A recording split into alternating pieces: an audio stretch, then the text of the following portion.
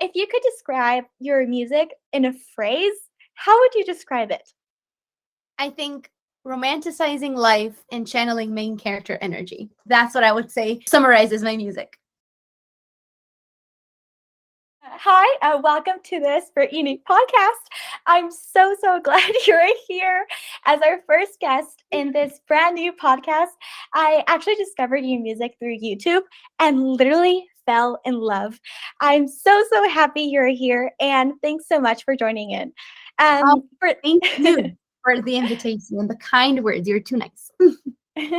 For those listening, in case you didn't know who Anja is, here's a little bit about her background, or at least what I researched. She is a pop singer, songwriter, and producer. She is a classical pianist with a master's in music production. She started dancing at age 5 and has been playing classical piano since age 6. She also was involved in musical theater, even she even wrote and directed her own musical called Valentine's Day and directed several others. Among her many awards, she has been the Slovenian national selection for Eurovision contest in 2019 and has been part of Vevo's incoming pop playlist. So, That was welcome, some Anja. research. That is amazing. Oh my gosh. Thanks. Welcome. Now, Anja, if you could describe your music in a phrase, how would you describe it?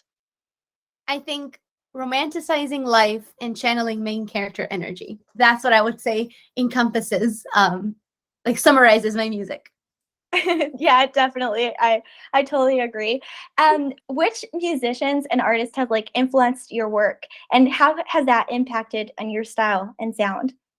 I think my main influence throughout my life probably was Lady Gaga, just because, first, I love how diverse her music is. I love that she engages in so many different genres and really researches them before she dives into one thing so that it's really authentic. But what I also really admire about her is just the breadth, the width of her work, and how every song or project that she releases is very much an all-encompassing project. It's not just a song, it's the visuals, it's the character, if you will, that she portrays, the story that she tells. And so I just admire her deeply. I love that that she writes her own music. I love that she's a musician, not just a singer, but then that she also is an incredible dancer and an actress, So I think she's like the true definition of what I think of when I think of a music artist. It's not just someone singing on stage, but it's someone telling you a story, the vehicle for which is music. But she does so much more. So that's why I think she's incredible. I think the world of her.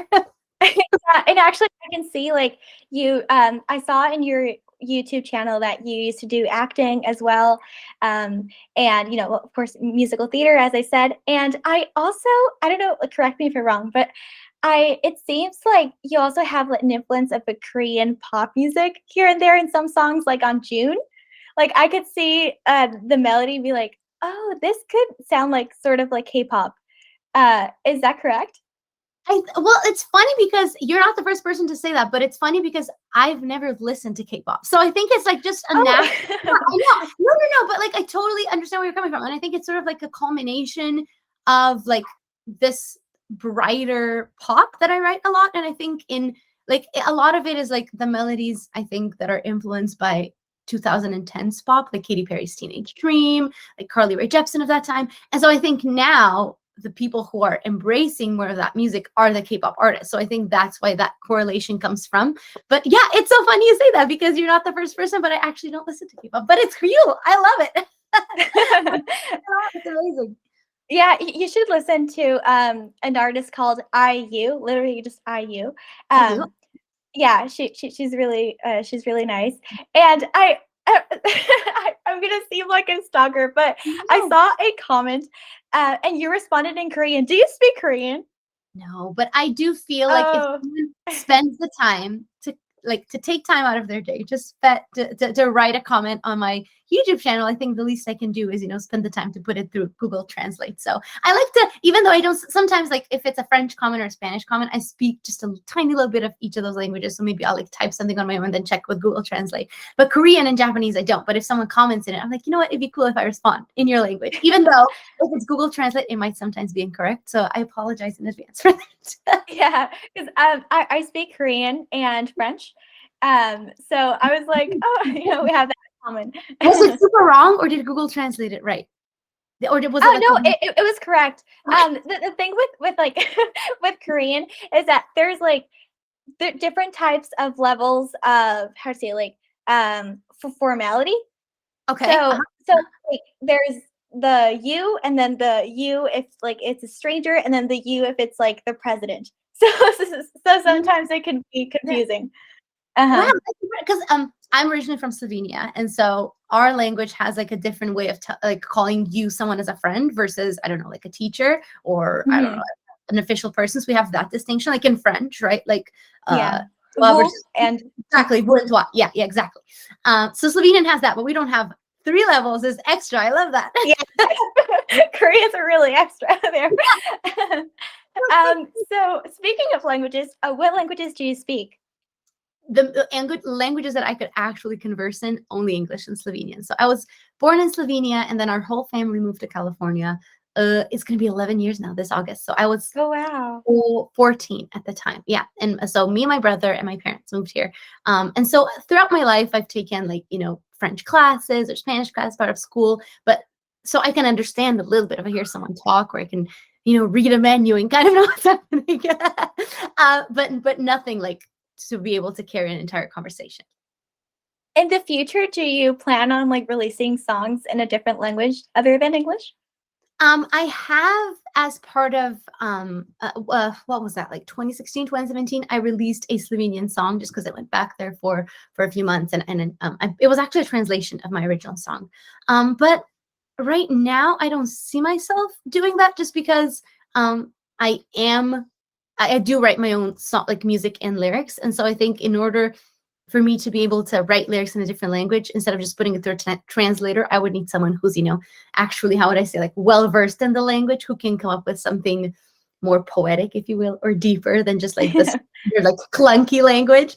But in Slovenian, I think it's a strange language to write in without the music sounding super off kilter. So that's why I've kind of stayed away from it. And honestly, since our family still speaks Slovenian at home, but it's been so long since I've been really like immersed in that environment, that there a lot of times I'll just fill in words in English because I don't remember. So I think I'm not sophisticated enough at Slovenian. Like I'm currently like very conversational, but like if I were to write something actually like Yeah, meaningful, like in figurative language and everything. yes, exactly, or like metaphors, I'll be like, I don't know what's happening. So yeah, I'm trying to be realistic and have realistic expectations. Yeah. And speaking about that, how has like your music evolved over the course of your career? From what I've observed, there's kind of like a color theme going on to like each of your albums. Like Nomad, I feel like it's like more black and white, edgy. And then you have more of your recent songs, which are like pastels. And right now, your for this year, it's kind of like pink, red themed. You are so spot on. I love that. I love that you even mentioned Nomad. I feel like that's such like an uncommon thing because it's been so long. But yeah, it's funny. I think when I was younger, I thought in order for music to have more value, it had to be darker, if that makes sense. So I wrote a lot on like minor scales. Do you know what I mean when I say minor scales? Like, yeah, okay, cool. So I wrote a lot in that, and it was very like synthy and stuff like that. And then it's funny, as I grew older, the more I wanted songs to just seem uplifting and joyful. Not to say that they're like cheesy or unrealistic, but just have a more of a positive outlook on life. Or even if there are more like darker themes discussed, like in November, or maybe like the August song, September, that I did from last year, I still want there to be some sort of a hopeful overarching message to them and sound. And so I think that's what I've sort of gravitated towards in the last like 2 3 years, and especially with this year. I think this year I'm just going back to like straight pop, like as catchy as possible. And Yeah. yeah, I just wanted to feel like if you put on that song and like in your headphones, walking down the street, that you could just dance the day away and feel like the main character in your life. Like that's kind of the energy I'm trying to channel. And that is mostly just because I feel like I need that. And so then it just so happens that other people also sometimes listen to that. Yeah, you definitely convey it perfectly. Like when I first heard your music, I was like, oh my gosh, I finally found like uplifting, but also like, how do you say, just like the rhythm is so good, so you can dance to it, but you can also sing to it, and some of the ballads are just so beautiful. I It means absolutely love more than you can it. imagine, seriously. Thank you so, And so much. I really I also think that right now, like, your music is more you. Like, you seem so genuine when you sing those songs. think you know what? It's funny that you say that because I'm very like all over the place. I have very much have like 8-year-old on candy energy to the point where I've been in sessions, like in studio sessions with other people, and they asked me if I did cocaine because I was like, ah, and they're like, It's because you're a Gemini, that's why. yeah, right. Like all over the place. And so I'm it's like so remarkable that you bring that up because I think so too. Like with this, especially like this year's songs, like with the beat and everything, like, yes, this is me, just kind of like jiving along and like doing my own thing. So I really appreciate you saying that and actually taking the time to listen to these songs. That's crazy. Thank you. Yeah, and what advice would you give, like, to inspiring musicians who are just starting out? Like, what challenges have you faced as a musician, and how have you overcome them? I think one of the most important things is to release music as frequently as possible, because and I think a lot of the times when you're an upcoming musician, you try to model your work after the people who are already famous now. But once you already have a platform, there's not as much pressure for creation, and the timelines are different. The way the whole process of releasing works is different when you have someone to give it to versus when you're in the stage of still finding your audience. And I think one of the most common mistakes, I had made that myself too, is you would, like I said, model your release schedule, your even like the release rollout after the big artist. Like you would go and make this like super famous, like spend a lot of money on like a music video teaser, but there's no one to watch it. And so you're spending all Mhm. the money on something, whereas you're in a completely different phase of your career, as opposed to someone who has already, I don't know, millions of people who will be an immediate viewer for that content. And so I think when you are just starting out, one of the most important things is just creating as much content, music as possible, and putting it out there, you know, as and I think that it's so cliche. I feel like everyone says that, and when you're just starting out, you're like, oh, I hate it. This is so unproductive. It doesn't help me at all. But I think it is cliche because it is so true and proven, you know. So that's my first thing. And the second thing would just be, that's another cliche one, to just keep going. You know, this is not an easy industry, an easy profession by any means. And some people work for a decade or more before something of like, how do I say that? Like a big recognition comes along for them.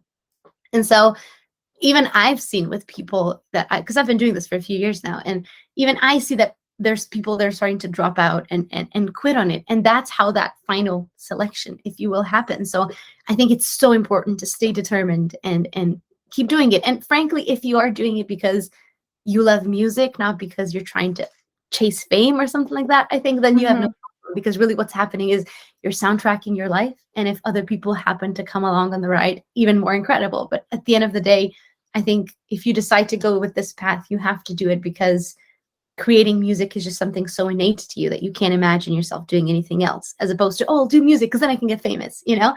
And I think if you do it for music, then it's not that big of a problem or not a big of a challenge to keep going. Yeah, I think so too. And there's a big difference between, like, in your example, you know, doing music because you want to or because you need to, because you have that like need to just express yourself. Mhm. And by like, if by consequence there's a following, then that's great. But like, it was simply a need for you to express yourself. And I think that's just so beautiful. Thank you. You get it. But it's probably like you have things in your life that you do because of that too, right? So it's like the same. I can tell that you can relate if I'm right. Yes, I can totally relate. Like simply like talking to you, I was like, okay, well, you know, I don't live in California, so it's not like I can, you know, see you in person and stuff. But like, I was like, okay, if I want to meet, I'm just gonna like send you a message and just for the pleasure of meeting you and learning something, maybe, you know. Right back at you. Seriously. I'm so glad that we're doing this. I really appreciate you reaching out. So also like what kind of mindset shifts can you make to help you stay focused and motivated when pursuing your dreams as a musician? I think with any creative pursuit, there is a certain misconception that it's not work, that it's anything that is art adjacent. I think a lot of the time, especially starting out, you think that inspiration has to hit you and you have to wait for it and be inspired and then you do it. And so I think a lot of the times, again, with less experienced artists, you'll see this notion that they don't want to work for it because then for some it's somehow devalued or not as authentic. But I think anything, even artistic related, is work. You know, you need to create a pattern for yourself or a routine to where you can put yourself in a creative situation in order to be able to start working. And, you know, I think not being afraid to spend time on a song or on a product. A lot of times I think we feel like just because it is a song or it is, I don't know, a piece of art, it has to come at a certain moment and that's it. But especially with music, or what I've experienced personally, is you keep coming back to it and you keep refining it just the way you would something that's much more mechanical in nature. And so I think that's one of the biggest lessons that I've learned. And it's also made me a lot more productive, is just looking at it as work, as something where you'll be like, I wake up in the morning, I'm going to answer my emails, or I'm going to set up my schedule. It's the same way. I'm going to do it, wake up today and do this song and work on it and really hone in on all the details. So that's, I think, considering any artistic pursuit as work, just like the creation of a product, is, to me, was a huge mindset shift and helped me a lot. If you're interested in changing your mindset and using journaling as a tool for manifestation, I highly recommend this journal called My Magical Journal. Through like consistent journaling, I've been able to manifest traveling to 40 plus countries and building a technological company. Check out My Magical Journal. It is available on Amazon. Give it a try and see what magic unfolds in your life. And that's exactly what you did like last year. You were like, okay, you know what? I'm going to release one song per month. And that's what I'm going to do. And then also you mentioned in one of your YouTube videos that when you like, you tell yourself, okay, just write a song. And it's like, well, there's so many like topics to write about and everything. But then when you set a topic, then that narrows down like your creativity. And that's where it blooms. You are amazing. Oh my gosh. Yes, you're so right. I can't believe you did all this research. You're so incredible. Seriously. Oh my gosh. But yeah, totally. I think, and it's quite counterintuitive. I think you would think that for an artist, any kind of artist, right, it would be better to have more possibilities and as widespread options for what you want to write about as possible. But it's actually the exact opposite, because like you said, when you have the world available, then you can literally write about anything. But that's why it was important for me, or really with any project that I work on, because last year, even though it was 12 releases, I still consider it like as an album project, almost as singles. And then before that, did an EP, Songs from Isolation, which were songs written like during COVID lockdowns. And so it helps me massively to have constraints, to say, okay, these are the topics we're writing about. This is like the overarching story. And then sonically also, you know, like, are we using a lot of acoustic guitar? Are we doing lots of pop beats? Are we doing strings? Are we doing disco? Like just anything to limit myself. Because then when I have those parameters set, it's a lot easier for me to write.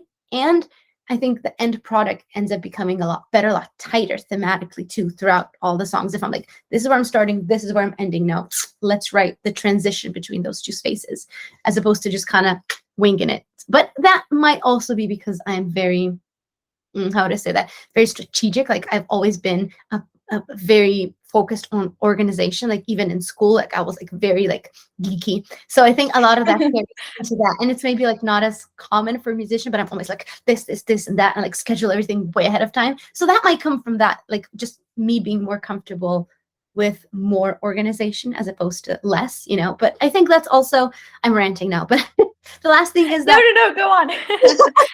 that, you know, I do want to point out, for if there's like any artists that are starting out, that the process is subjective. You know, everything that I say works for me, but it in no way means that it's universally applicable to every artist out there. And I think part of being or like honing your craft as any kind of artist is discovering the process that makes you create the best product. Like I used to think, like, because a lot of my friends love to write their songs in studio sessions with a lot of other co-writers. And anytime I tried that, I ended up not liking the product as much. And at first it was a little strange to sort of embrace the process of me being in my bedroom by myself at the piano. I was like, but I don't know a lot of people that would also do that. Is that the right thing? Is it the wrong thing? How am I going about this? The beauty of it is there are no right or wrong things, you know, that I think Exactly. the correct answer is what makes you create the best possible product that you can, whatever environment that is. As long as what you like, the final result of it is the best you can do, then that's what you should be doing. Does that make sense? Yes, definitely. And sometimes the simplest thing is like the thing that just like blooms, you know? So you never know. You could be producing like $1 million like music video, but then sometimes like the TikTok on your bedroom just like Yes, honestly, was that's the most more effective. frustrating thing. Like, yeah, like you invest like hours into making one video, but then like a stupid TikTok that you recorded in a few seconds like ends up being the one that goes off, and you're like, ah. Like, yeah. Yeah. And so how do you balance the business side of music with the creative side? And like what strategies have you found to be effective?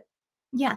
Um, unfortunate, or not unfortunately, but surprisingly, I would say about 80 to 90% of the time you work as a musician, especially the smaller team you have, the bigger that percentage will be too, is spent on just very much management, logistical side of things, business side of things, right? Like writing emails, organizing people to be part of your project, or getting musicians together. And so it is very much, especially these past 2 years where I've been doing monthly releases, it feels like I'm almost like split in 3 or 4 every month. Like one is the song that is currently out, and I have to like do TikToks and all the content promoting for that.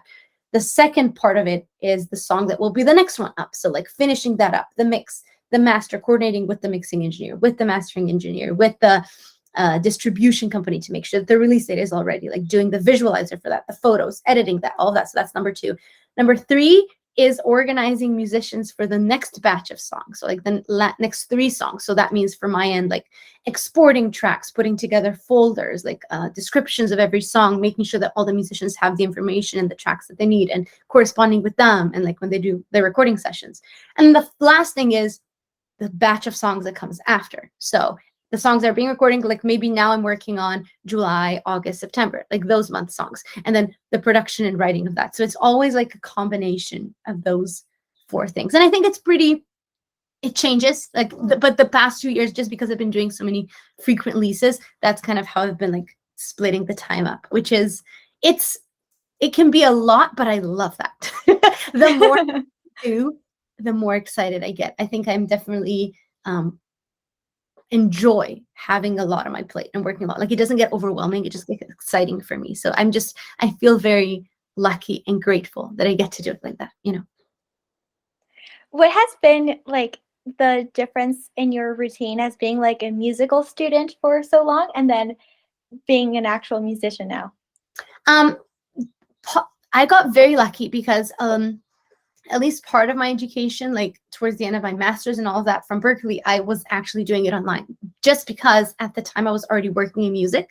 And so I didn't have time where like I would have to sacrifice a lot on my just career side in order to be there in person. So I kind of like split that time up by doing it online while also working in music. And so that was such an incredible experience, very enriching, because like in the morning I would take a class with Berkeley, and I would learn about, I don't know, something about putting together drums in the studio, and then in the afternoon I would actually go ahead, like I'd be able to practice that and realize, Implemented. yeah, exactly. So that was incredible. And it's funny, I still try to find ways to learn new things, because I definitely miss that rigorous routine of constantly receiving new information.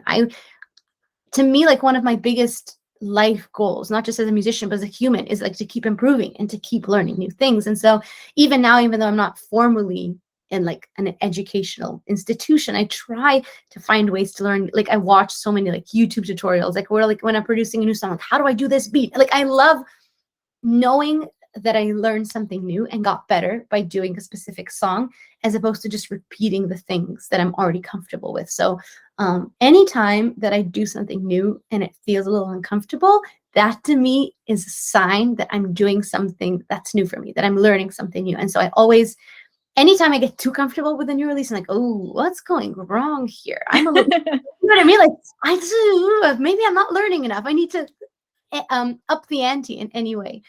So yeah, that's kind of how I measure the degree of discomfort, is how much new things I'm learning.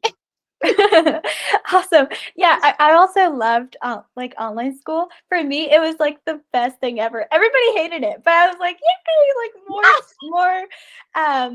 more things to do, you know? And what was I gonna ask you about? It was I See, have the question like I right go here. on for too long and I deviate from my answers too much. I'm so sorry. You need to No stop worries. me. You need to be like, No, no, shut no, no. going off topic. No, it was big, like this is something regarding your answer, but I can't remember. Anyways, what do you see how do you see yourself like as a musician in the near future? Hopefully, well, I'll definitely, I'm like finishing this year's project, and I try not to think too far in the future. I mean, I know what my long-term goal is, right? Is to try and be a successful musician as I can, as is possible for me, whatever that means in terms of audience size or whatever. But like that's my overarching goal. And so I, instead of like thinking too long term, I always like to finish in like terms of a year, if you will. So this year, I know that with every song, I want there to be some audience growth. I want each song release to be better, or at least for me personally, to feel like I've done something more than with the song before. So that's, that's my main goal for this year, for the end of the year. And then usually about June, July of each year is when I start to assess and think about what I want to do in the year after. So in a couple of months, I'll have to start thinking about 2024 and like how to continue with music. But for now, I'm just like focused on finishing out this project and trying to grow an audience size with every new song release. And apart from like you're amazing at doing music, and I'm just so amazed that you do it like all by yourself. You're also a great listener. Like, I you would get inspired by, like for example, like in December, like your Christmas tracks. The typical Christmas tracks that I would never like think about it twice, but then you would know how to take each component away and like study it and know why like this certain bell like you mentioned two different types of bells ringing and I was like, wait, what? That exists? Like, wow. And then when you like combine them together, how it seemed like a Christmas carol, and I was like, wow, like you're such a great listener. Have you been have you been like this forever? I think part of it is because I don't consider myself to be really great at production, and I just consider myself to be a student of the people who actually know how to do it. And I think last year I started, because I didn't really fully produce out my songs until last year. And it sort of happened out of necessity, because the June song actually in particular has that like pizzicato, da, da, da, da, da, that pizzicato string pattern was taken from a classical music piece. So there's like a Felix Mendelssohn wrote an entire piece called A Midsummer's Night Dream. And the first four chords in that song, in the overture, are the songs that then the pizzicato strings, those are the chords that the pizzicato strings are playing. But I wanted them, like the pattern of the chord to be in a very specific way. And we had a live strings player who I still work with now. He's incredible. His name is Yoed. He is over in Israel, so he records everything online and sends it over. And in order for him to record this, he had to have something tangible. I couldn't just say, take these chords and make them sound funky. And so that, at that realized, I was like, oh, maybe I should just do it so he knows what to play, what to record. And one thing led to another. And at first I thought I was just going to do like a little bit of string so he would know. And I ended up just producing up the entire song. And I was like, oh, okay, I guess I could do this. And so, but it's funny, with every song after that, it was because I hadn't really produced out anything else before. It was my first time doing that type of song. Like for July, my first time doing a disco song. For like August, it was like my first time doing a piano ballad song. Or like October, first time doing like more of like a, I don't know, like R&B pop beat. And so because it was the first time for me, I would do so much research before starting. And so I would listen to all these other songs, and not just like in an enjoying way or enjoyable way, like for enjoyment, but in a very analytical, like you said, I was like, what is the kick doing there? What is that doing there? Simply because I felt naked without that information. And so because it was the first time for myself doing something like that, I was like, let me just, listen to what other people did, people who actually know how to produce. And so I've still been working like this. And I think I learned the most by hearing how other people do it. And it's funny because when I was at Berkeley and I was studying music production, that was actually, and maybe that's part of it, why I do it like this now, is one of the exercises very early on. They were like, okay, this beat, now you replicate it. Like they taught us how to listen to music analytically and to be able to break it apart and say, that's what this instrument is doing, that's what that instrument is doing. And it's another one of those things where you really learn it by doing it. There's no way to read about it and be like, oh, now I know how to do it. You very much have to like put 5 seconds of a track on loop and learn how to be able to distinguish between different production elements. And yeah, I think any production that I do, I always go in a little bit self-conscious, like, oh my God, why am I taking this on? I've never done something like this. And then I spend a lot of time researching it, and then somehow it comes together. I don't know. It's because of the other people that have already done this before, who are incredible producers. So I just, every new song I think is a new learning opportunity for me to see, oh, that's how you do that. That's cool. Yeah, and I think that school is all about that. It's like, look at these people who have already done it, now replicate it. It's like even in literature, and it's like, okay, this is a like thriller theme, and this is a, and then just how, like, what type of elements can you pick apart.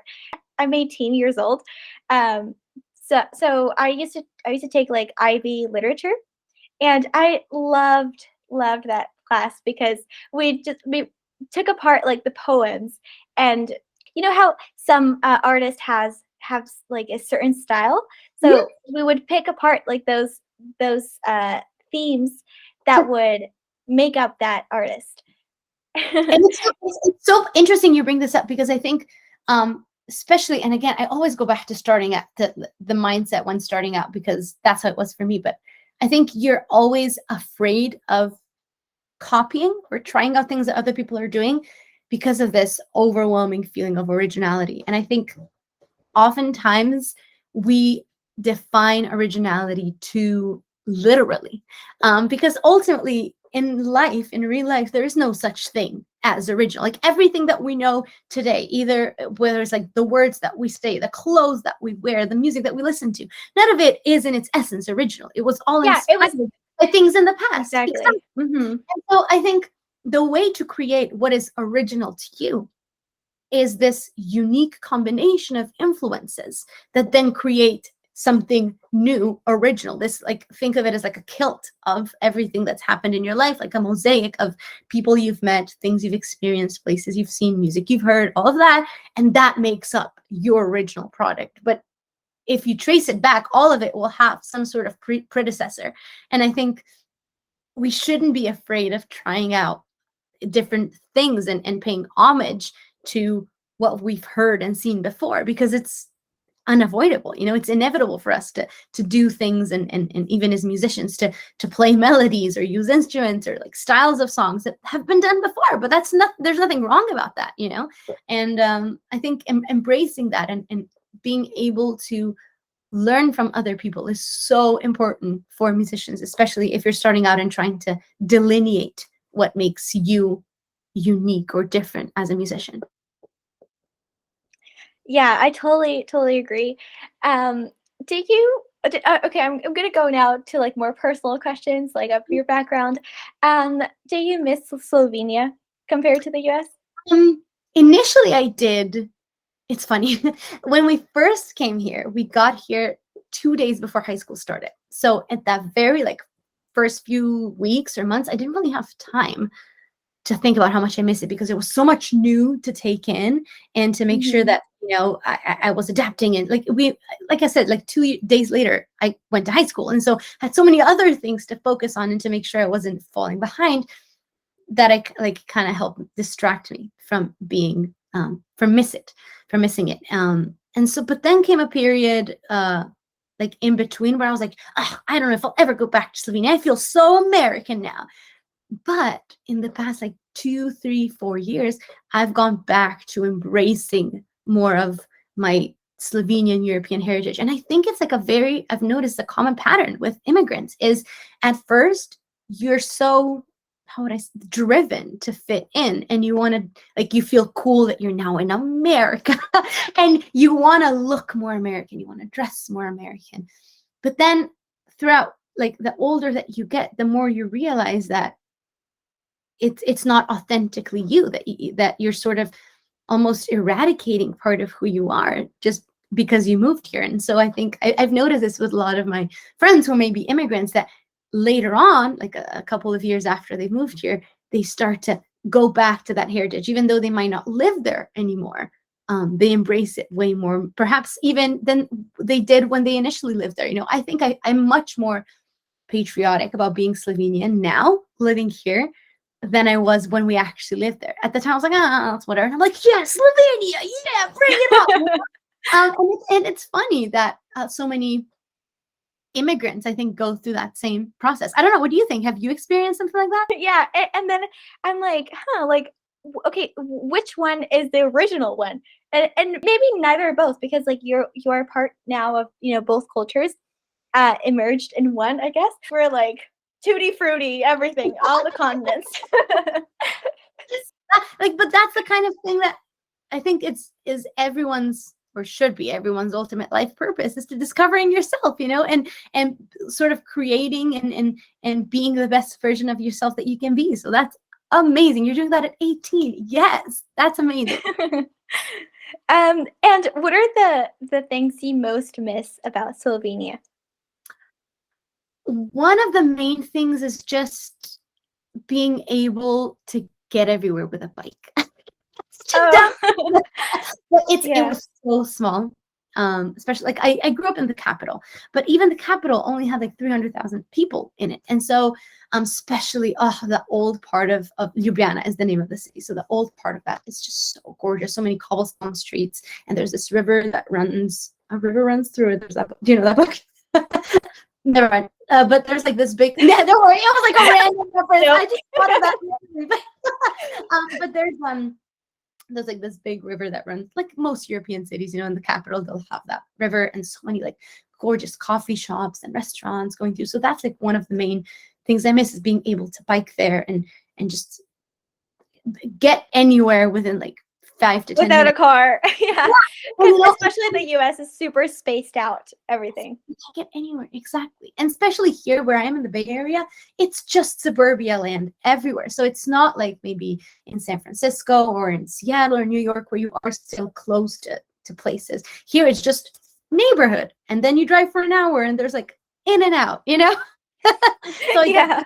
that's one of the main things that I miss about Ljubljana. And it's also I kind of, not regret, but it makes me a little sad to think about it, because by the time that we left, it was just the time that I would really begin to like enter more of my like young adulthood, if you will, like later teenagers, where I would be able to really take advantage of that. So by the time we left, I was still being like more or less like driven to activities by my mom. You know, like I didn't have a lot of the experience of like riding on a bike and just like going somewhere. It was so very few times that I was able to do that. And so every time that we go back now, I'm like, oh, I want to just like walk around and like be an independent adult and experience this city. And it's so funny going back to it as you're older, because like I said, you experience it so differently than you did as a child, but also now you see it, you get to appreciate all the things that perhaps were annoying or seemed unimportant or unremarkable to you at the time. But now contextualizing that from your life here in the States, you're like, oh man, that was cool. Why didn't I appreciate that more? You know, so I like going there and sort of seeing how much I perhaps missed growing up there, that I didn't even realize how incredible it was until it's taken away. But that's life. Now the grass is always greener. That's like Yes. the life lesson. And returning to your music, like that's what you want to represent, like being grateful for the life right now and romanticizing the life we have like right now in this instant, not like in the future, you know? Yeah, and I do want to like differentiate that from toxic positivity. You know, I'm not like saying, "Oh, Mhm. be happy, nothing's wrong. Don't worry about it. Just smile. It's gonna be fine." Like, no, I like life is full of ups and downs, and it can be heartbreaking, but can also be joyful. And the only thing that I'm trying to, and this is, I think, I almost like sort of brought myself into that mentality. So a lot of the music that I'm writing, I almost think of myself when I do it. You know, I'm like, just pay attention to these things. And no matter how terrible a situation might be or a day might go, like to just try and I think it's a learning process really, to learn to try and find some beauty in it. Maybe it's a bird that you heard chirp outside your window and you're like, man, that was really awesome. There's something magical about birds and them existing, you know, and here I am listening to them. Or maybe it's the fact that you had a really good meal that day, or maybe the sun was shining, or like just anything tiny to bring a little bit of joy. Because I do think that in today's day and age, there's so much information that we're being bombarded with. And I don't want to seem like I'm preaching, because I totally do not know how to like fully practice this. I've tried to remind myself, but there's so many times that I totally forget about that. And I'm just annoying and annoyed by the day and all that. So you're wrong. Like, I don't know how to do this yet. Or I don't know if I ever will, but there is like, you know, when you really sort of, if you can bring yourself to really zoom out, there is something incredibly mystical and magical about our existence, and so many beautiful things that even though we keep striving for more or thinking of other things, there are parts of our life now that can be beautiful and can be joyful. It's just a matter of learning how to find them and trace them down, I guess. Yeah, like even if your neighbor is a murderer, you can still dance to it, you know? Exactly, yes. Exactly. You know, there is this like I don't know how to say it in English. It's called tlacuache, and Mhm. it's like a rat, but it's bigger and it's Okay. cuter. But for Okay. me, okay, and I have like in my house I have a tree with some fruits. So he would eat all the fruits, you know, at night. So my dogs would bark so loudly like at night, the whole night. So I would be just like, stupid rat, like so. But it's not a rat; it's a tlacuache. I don't know how to say it, but Yeah. Oh my God. Okay. yeah, you should Google. Actually, let's Google it. And what was I saying? So Dogs farting. Yeah. yeah, so I saw it like once at the window, and I was like, but then my mom told me like, oh, did you know that those animals are in extinction? Oh, really? Oh my god! I was like, oh, okay, you can take all the fruits and everything. And I started liking it, you know, and now I don't know why, like he hasn't appeared anymore, but now I miss him. I'm like, oh, like poor thing, like you know. You know, I Sometimes think that's life. totally, you speak exactly to it. And I think in life, it's all about mindset, all about context. Like, how do you contextualize something? You can either see something as like a nuisance, an annoying thing, or you can look at it from a different perspective. I think what changes a bad life to a good life is perspective, like the way you approach it and the way you decide to view the things that happen to you. Does that make sense? We're getting really philosophical now. I love it. Yes, I'm gonna show you the tlacuache. This is the Wait, wait, tlacuache. oh, wait, how big is it? You said it's a rat? Yeah, it's bigger than a rat. It's like this. Oh, that is so cute. The one with the little babies. Oh, Yeah.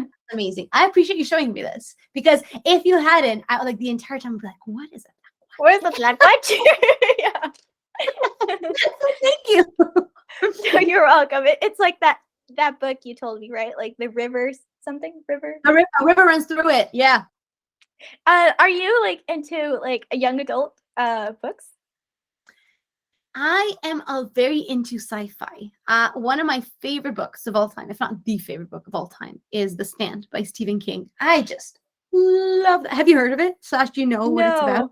Okay, cool. So it's massive. It's like over, I think, 1,500 pages long. But Stephen King's books are like it's like one of his like original ones, not original, but like the classic one, like classic Stephen King, if you will. I think he wrote it like late 80s, early 90s.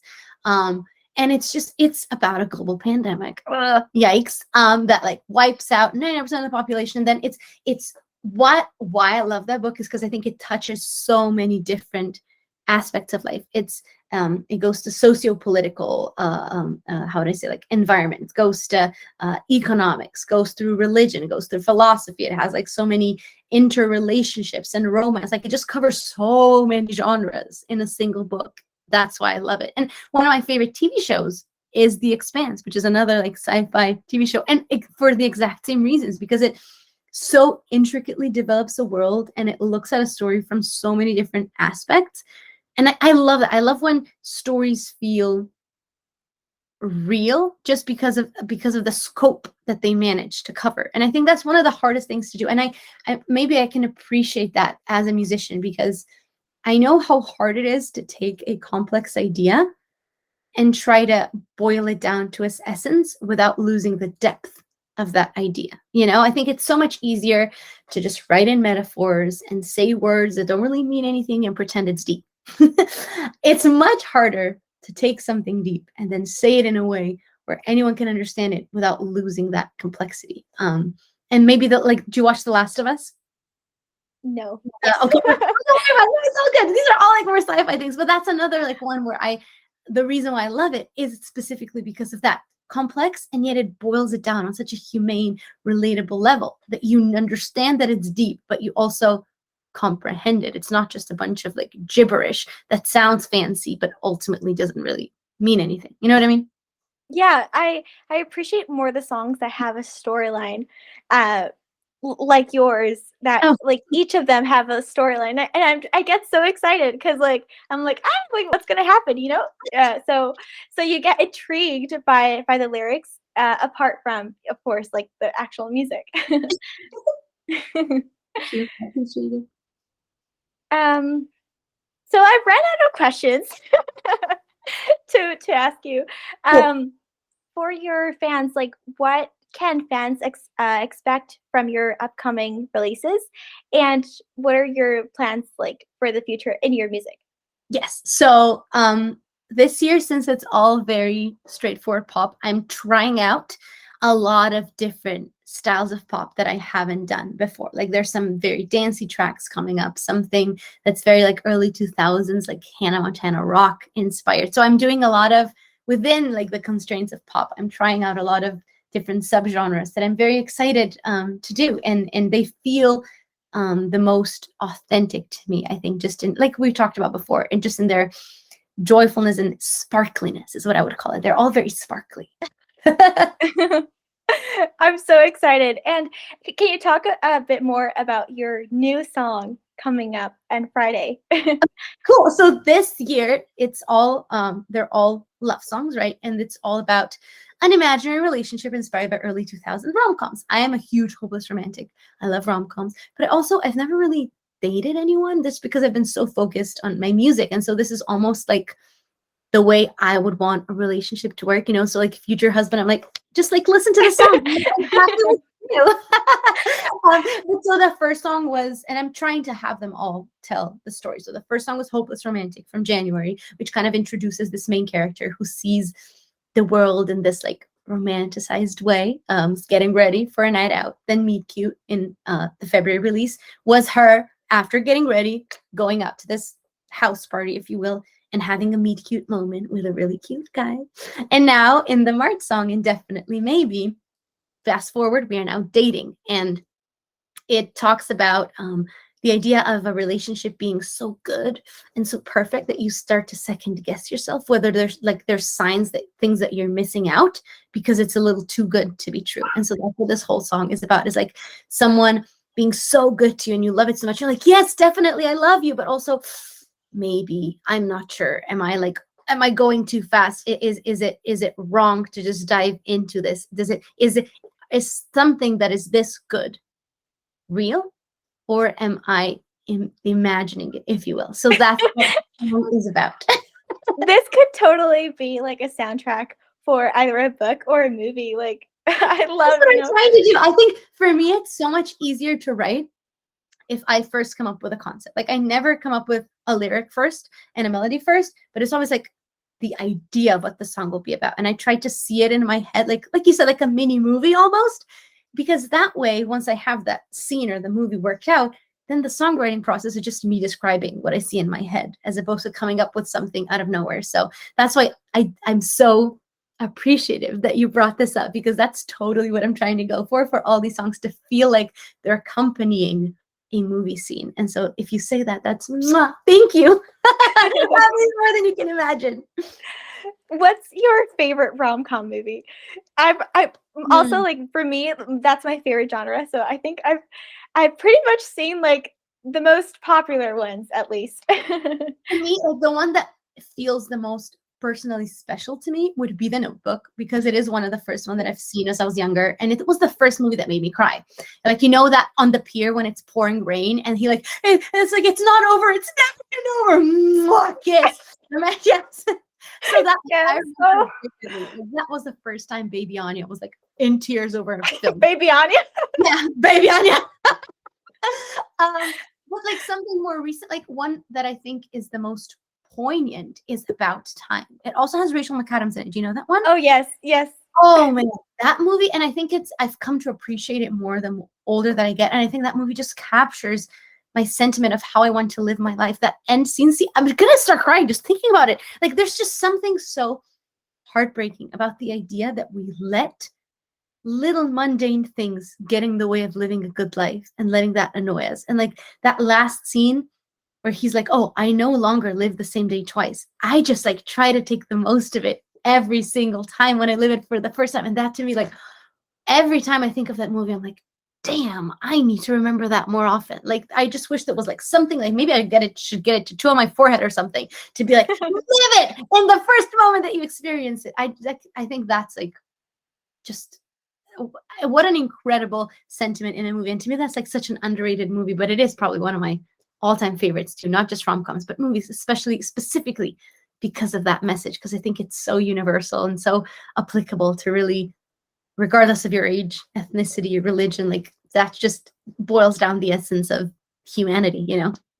Yeah, I love that movie too, but I hate the ending though. Like, why does it have to be the sad ending? Like, the author just wants us to cry our balls out. It is heartbreaking. Absolutely, yes. I feel you on that. Yeah, in that way, it kind of like spoils the whole rom-com thing. Huh? Rom-coms are supposed to like kiss and be together forever. I feel you. Yeah. Also, you know what? How to Lose a Guy in 10 Days. I just recently Oh, that's so good. Or like, you know, which is another one that I have like such vivid memories of watching as a child, Made in Manhattan. Do you know that one? It's Jennifer. Oh yes, with the J-Lo. Yes. Oh my God. I remember as a child, just like every time we would go to a hotel, I don't know why, I was a psycho. I was like, what if I just go into like some rich person's room and like start putting on their clothes? Because you know how she goes as a maid and like into that room and like that like, white coat and stuff. And so that was like my fantasy as a kid. I was like, oh, I should just go. That is psychotic now thinking back. But I have such such vivid memories of that movie. I need to rewatch it. You made me think about it again. And yes, that was good. Will your like album have a happy ending, or is it gonna be a more of about time ending type of ending? To be honest, I haven't decided yet. Because I'm writing them in songs of three. So Mhm. the first three songs are obviously done since the third one is about to come out. The next three, they're all done. Like I have the vocals recorded for them. It's just some of the live instruments are being recorded right now. So they're done. So far, so good. It's still sparkly. Now I'm working on 7, 8, 9. And I think they're all pretty uplifting. But just the ending of it, I'm kind of going between two different options and deciding how to wrap it up. But I don't know if I should tell you what the two options are. Maybe I'll just keep it a secret for now because I haven't decided Yeah. yet. There are two different ways in my head that it could end, and I haven't made a decision yet. So it's really interesting that you you asked this. I was literally just last night taking a shower. I was like, is this a good ending or is this just gonna ruin everything that comes before it? So I don't Shower know. thoughts are the best thoughts. Like, Yes, the best. Aside from the fact that you forget how much water you run, like burn through as you're doing it. But yes, like long hot showers, that's my thing. Like very few things surpass that for me. okay, so we will, I guess, be in suspense Mm. until the end of the year. Oh my gosh. So for those listening, you should check it out. If um It's like, maybe we'll have a happier. yeah, yeah. I love it. I love that you're banking on this. I appreciate it. Thank you.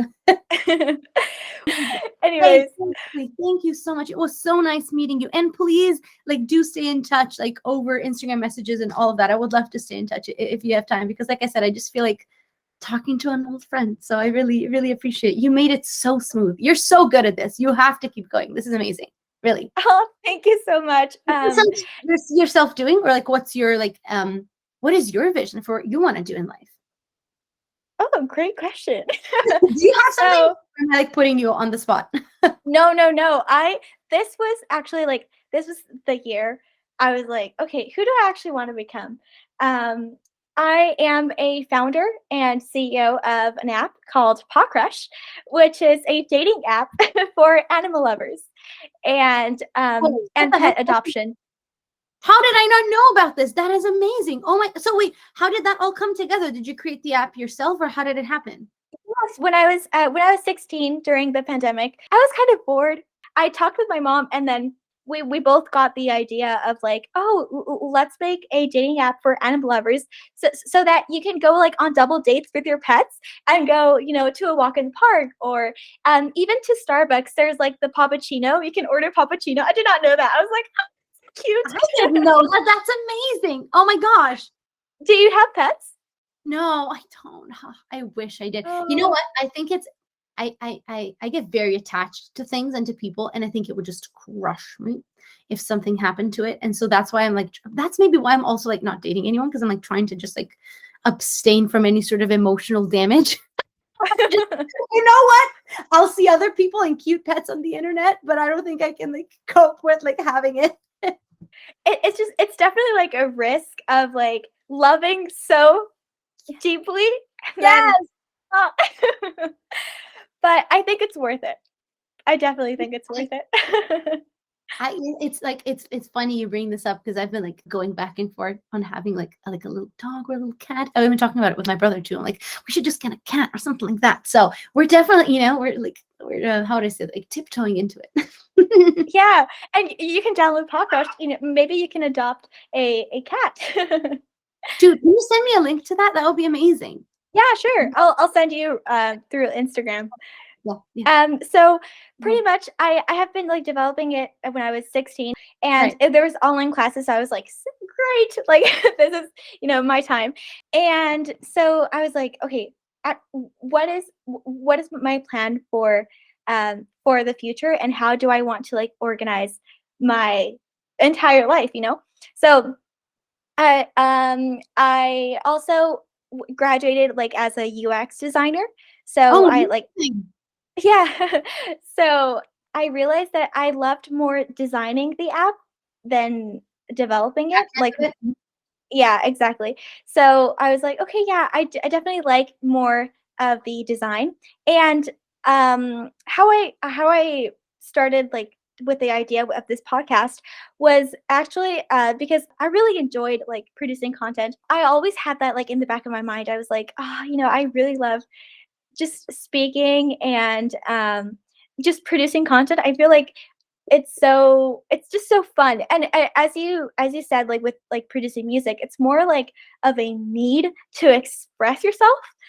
And so I was like, you know what? No, this year I'm gonna do all the things that I want to do, without exception. And to do that at 18, that's a huge, huge thing. Like the fact that you have the maturity to go about doing something like this and the dedication, I admire you deeply. So go you, Paula. Seriously. Thank you.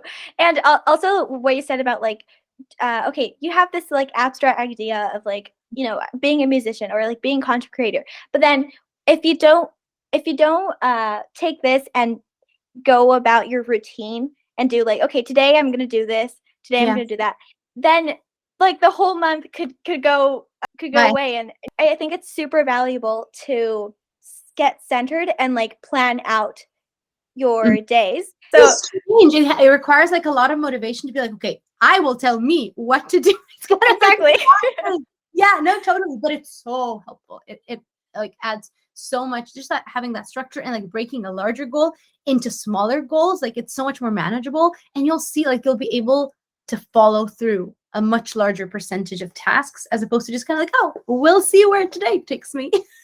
Which is Exactly. also good sometimes. Like, but like if you're going about like a project, it's definitely, at least for me, it's helpful to parcel it out. Mhm. And what I'm really inspired by you is the fact that you do music because you truly enjoy it, because it's like genuine from your heart. And the consequence of, oh, what would this take me? Well, it's unknown, but at least from your side, you're doing what you love. And that's truly, truly inspiring. Oh, that seriously means the world. Thank you. Because I feel like most of the time I'm just like entertaining myself and writing a musical to my own life. I'm like, let me just soundtrack me. So it's just fun for me to do it. So that's why I feel very, very grateful that I can do it. So yeah, I feel very lucky. And, about, like, your social life, Mhm. how has, like, because being a musician, it's not a super common. I guess, like, where I'm from, it's not, like, super common, like, "Oh, yeah, like, I do music," you know? So, in your social life, do you surround yourself with, like-minded people or, like, totally different people? It's funny. That's one of the sacrifices I made for music because I basically have no social life. Like I'm not, and I think I've always been very comfortable with spending time by myself. My brother's like super extroverted and he loves like going out. I'm like the contrary. Like every now and then, yeah, totally. But like I have like very few friends, and anyone that is like I don't have a lot of friends, but the friends that I do have, they're very close friends. You know what I mean? But they are all. It's funny. All of my closest friends are people I also work with. So I don't have anyone really outside of that realm. Like one of my best friends is the mixer slash producer that I used to work with, and now he mixes the songs. The other one of my best friends is the photographer that I work with all the time, like who is back in Slovenia. So, but like those are my two best friends and people that I work with, which is amazing because we know each other so well. That makes the work process a lot easier, but it's also required a lot of like, how would I say, like structure to see how to work with a best friend and still be able to be critical of each other's work and like tell each other the truth without feeling like you hurt each other's feelings. So that's definitely been tricky. But yes, to go back to your actual question, I basically have no social life. And I personally don't mind it, but that's definitely been one of the things that I feel like I'm sacrificing for I my. can totally relate. Especially now, like, since I'm in college and it's like college life, it's gonna be the best years of your life, and you're gonna have like so much fun. And I'm like, I'm having fun, don't get me wrong, but like not in the stereotypical college No, a hundred themed, percent with you. Yep. And that's another one of those things. It's like you have to embrace what works for you, right? Just because other people love to go out partying to clubs and I don't, doesn't make either solution better or worse. It's just whatever works for you, you know? So don't be afraid to, or like ashamed of if your lifestyle or your preferences are different than what is common or stereotypical, you know, like, girl, it's your life. Live it the way it works for you. It makes you feel best, you know? From what I've seen on your vlogs, your family's also super, super supportive. Yeah, we're very close. And I think part of that is also the fact that we were the only 4 people that we knew here when we moved, you know, so Yeah. we had to be extra close and had to rely on each other. But yeah, my parents are really like my best friends. We're very, very close, our whole family. I'm with my brother. So I think that's also probably part of the reason why I don't seek out other relationships and friendships. Because if I have someone at home, I know that very few people in my life will be able to achieve that kind of trust in my life than my family. So, you know, if I have that there, I don't think I need it elsewhere, if that makes sense. Yeah, I can totally, totally relate. You and me, baby, we're like one and the same. I love this. This is amazing. You feel me? Yes, totally. Well, just to wrap up, Mhm. do you have like any questions or comments? Main thing, I would just like to express my gratitude for doing this today. I think you're so um kind and respectful and intelligent and mature, and it's just been such a pleasure to be able to know you. And I wanted to thank you for initiating this, you know, for like reaching out and for setting this up and organizing everything and doing all that research. I know how much time that takes, and the fact that you spent it on some, like, on me, almost, like, it feels weird to even think about. So it means really the absolute world. So I really, I don't want it to seem like I'm taking it for granted. I really, really appreciate it, because especially because I can only imagine how many other things have going on in life besides this. So just a big, big, big thank you. And you, everyone who's listening, you have to keep listening, because as you've seen today, she's an incredible host, and it's Oh, thank you so an much. incredible episode. So I'm excited to keep following this little podcast and see where it takes you. I'm very excited for you. I think you're amazing. Thank you, and thank you so much for this interview. I had so much fun. Now you know what luck Dude, punches are. it feels like talking to an old friend. So thank you so much. You're so welcoming. I really appreciate it. And um, so, all right, well, this is the end of the episode. Thank you so much for listening and tuning in. Go follow Anja Kotar. Her music is available in pretty much like every platform, even on SoundCloud. And her social media is at Anja Kotar. And yeah, see you guys like in the next episode. Bye. Yes, yes, keep listening to her. Bye.